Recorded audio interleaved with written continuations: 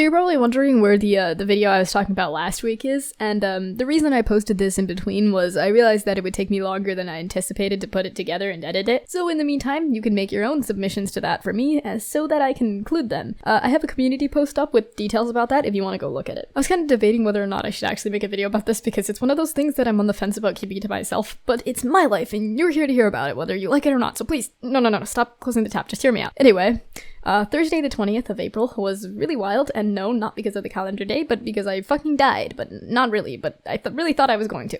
Content warning for the following, by the way. I'm just gonna be talking about scary physical health stuff, so just discretion is advised before watching. So the beginning of the day was pretty normal. I ate cereal for breakfast, the same as I always do. I drank a milkshake as well, which again is the same as I always do. I genuinely didn't feel any different today than normal, so I went to school without a care in the world. This morning I had a percussion lesson, first period of the day. How our school works is if you're a student who does band like me, you get a weekly pullout or a lesson. You're given your lesson schedule at the beginning of every marking period. Each marking period is 1/4 of the year, and it's your responsibility to make your teachers aware of this lesson before you miss class. The idea is that you'll only be missing each class collectively a few times in the year, and you have plenty of time to plan ahead. I always forget to remind my teacher, and this day was no different because I ended up reminding my chem teacher at 6:30 a.m. that I had a percussion lesson that day. Technically, I'm not supposed to do that, but she was okay with it, so everything worked out alright. My lesson group is small, so it's just me and one other person. He wasn't there for the lesson today, either because he forgot or wasn't at school at all, I don't know. So lucky me, I got a private lesson. The stars really aligned today. The majority of the lesson was completely normal, and again, I felt fine. The fact that I'm reminding this to you is probably foreshadowing that something bad is going to happen.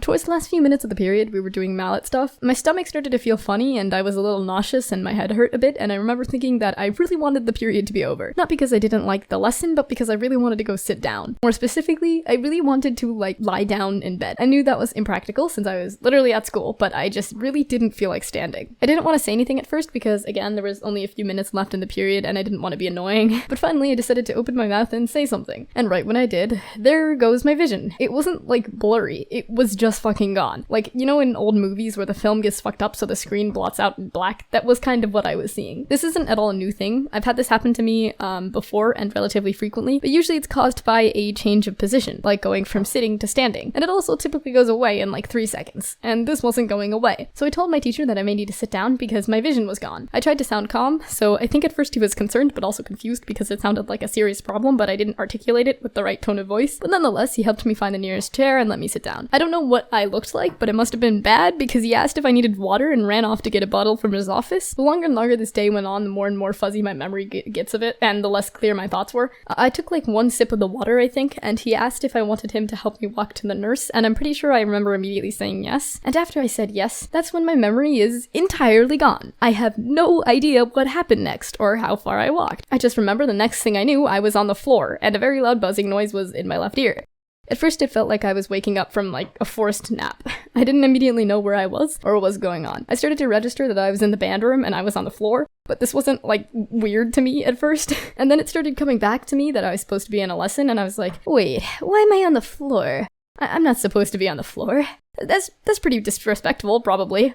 So even though I knew I wasn't supposed to be on the floor, I couldn't bring myself to move my body or stand up. It was a very out-of-body experience at first. I could hear familiar voices around me. I heard my band teacher ask if I was still unconscious, and I heard my percussion teacher talking, and I heard another director in the area as well. And then there were unfamiliar voices too, and then there were walkie-talkies, and then someone rolled me over and I was finally able to open my eyes. And then there were a bunch of people I have never seen before all standing over me. I think I just kind of stared at them for a bit because I was a little dazed and also a little bit confused if this was actually happening or not, like the Led Zeppelin song. They put a pillow under my head and started talking to me and asking questions and stuff, and then they put this weird tight thing on one of my fingers and listened to my heartbeat and took my blood pressure and put me in a wheelchair for a bit. I was shivering and it felt really cold, even though I'm pretty sure it wasn't actually cold in the room. Someone put a blanket on me and 2 guys came out with a stretcher, which really stressed me out. But when they saw that I was alive and fully conscious, I didn't have to go in it, which is great. They asked me even more questions and asked me to stick my tongue out for some reason, and then we all just sat there awkwardly waiting for my dad to get there. When my dad got there, they said it was up to him whether he wanted to take me to the ER or not, and he decided to just take me home because I looked fine, so everything was okay. But you're probably confused because the video isn't over.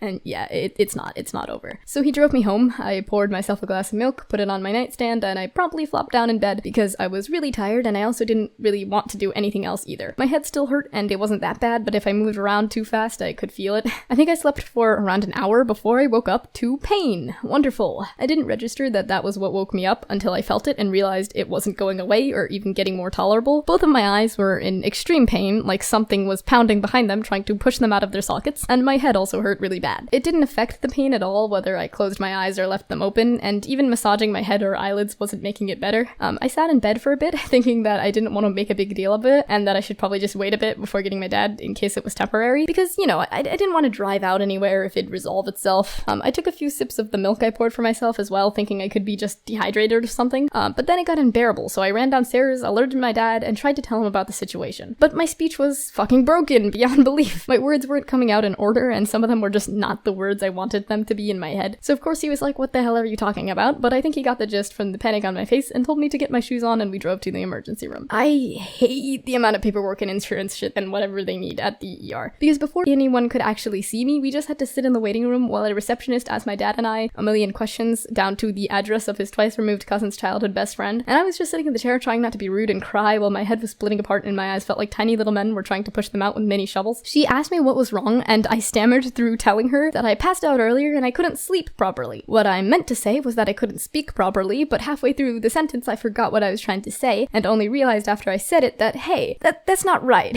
And my dad had to explain for me because I was entirely unable to articulate myself at that moment. Finally got to follow a doctor somewhere, and at this point I was gagging in the hallway because now there was nausea on top of everything else. I don't remember how a vomit bag got into my hands, but it did, so on the walk there I was just like throwing up in this random green bag that some person just happened to have on them and hand to me. They sat me down in bed and asked me a few questions and then put one of those annoying clamps on my finger again. They took my blood pressure several times. I'm pretty sure they looked at my blood too. I think the fluid that they gave me was water and salt or something, and it was slowly just being injected into my veins one drop at a time. And after a while I started to feel better. I don't know if it was the fluids or if it was just the time, or maybe a combination of both. My head still hurt and I did throw up again, but the eyeball pain was subsiding, and it had been hours just sitting in the bed, and I missed lunch, so at that point I was just really desperate to go home. Oh, I also forgot to mention I really dislike needles, and I was really trying not to be rude when they were impaling me, so I only started getting worked up after the water tube thing was already in me and the pain was gone, and the doctor was like, "Kid, what is up with you? Chill."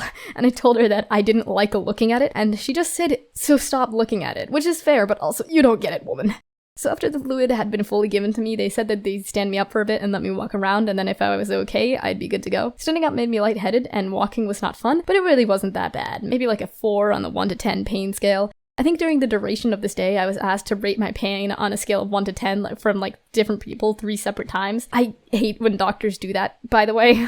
I don't know, I just got done telling you I passed out and couldn't sleep properly, okay? Give me the knockout gas or something. Anyways, I was really tired at this point, so I just wanted to go home. So that was the end of the fiasco, and I got to leave finally. Also, nobody ever actually gave me a diagnosis through this entire process, so I don't know why I fainted, or where all the headaches and nausea and eyeball shovel pain came from. But I do have a doctor's appointment in a few days, so I'll update you if I learn about what actually happened.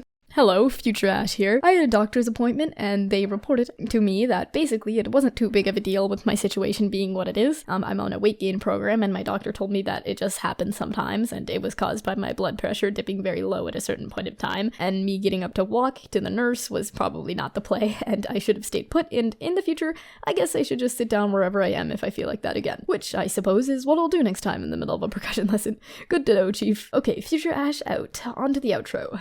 So that's all for today's lovely story. Thanks for watching.